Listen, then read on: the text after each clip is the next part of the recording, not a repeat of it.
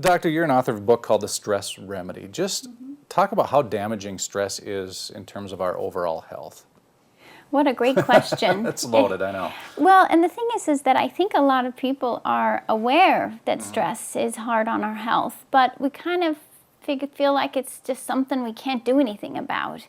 And definitely the research over and over shows that stress causes health issues and or just aggravates a health issue that may already be on its way.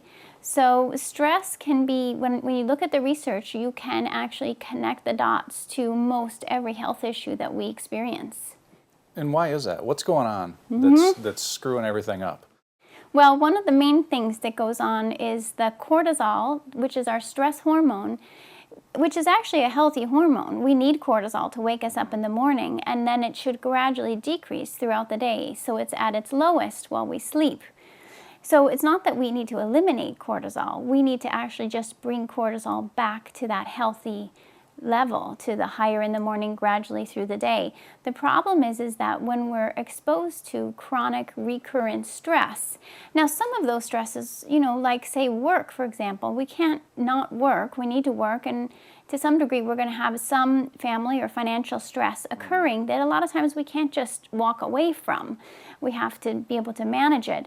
So what I try to do is help people focus on the stresses that we can do something about, and looking at stresses that we don't usually think of as stresses. For example, food can actually be a stress to our system.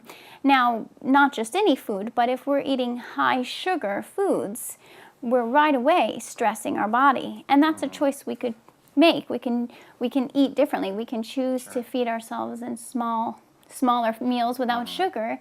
And gluten is another food component that's very stressful to the body. So we can make dietary changes that can decrease our stress exposure and benefit our health.